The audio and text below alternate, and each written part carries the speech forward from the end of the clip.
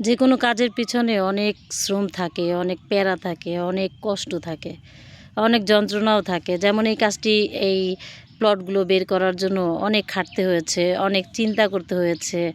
যখন আমি এগুলো করতে চেয়েছি সঠিক সময়ে মিস্ত্রি পাইনি, হয়তোবা কথা দিয়ে ফেলছে যে সকালে সে আসবে, কিন্তু আমি এসে দেখি সে নাই। এইভাবে প্রত্যেকটা কাজে প্রচুর বাধা। যাদের নেই কাজে তারা এসেও এদিক ওদিক চলে যায়। তাদেরকে ধরে রাখা, সবাইকে মোটিভেটেড করে কাজ করানো মুখের কথা না রে বাবা।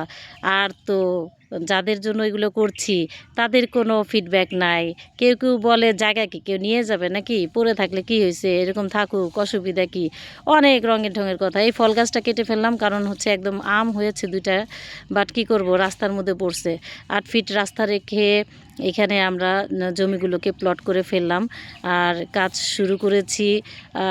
ব্যর্থ হয়েছি কয়েকবার, লোকজন আসার কথা বলে আসেনি। অনেক কষ্ট করে অনেককে ধরে টরে রাজমিস্ত্রি জোগাড় করা, ইট বালু সিমেন্ট এনে কাজ করানো আসলে চারটিখানি কথা না। আর যার শরীরে যে কিছু নাই, আমার ভাগ্নি, সে কিন্তু দৌড়ের উপরে থাকে। শুধু সে না, তার পেটে 2টা আছে, যাদেরকে এই ভিডিওতে দেখা যায়। তারাও ভীষণ চটপটে কাজ করে। কি আর করা, কষ্ট করছি, দেখি সবার ভালো কিছু হয় কি না। বাপের যে জায়গাটা, এটা সবাই এখন আগ্রহী হবে। এরকম প্লট করার পরে হয়তো বা চিন্তা করবে, মনের মতো করে সাজিয়ে গাছ লাগাই বা বিল্ডিং করি, যা খুশি।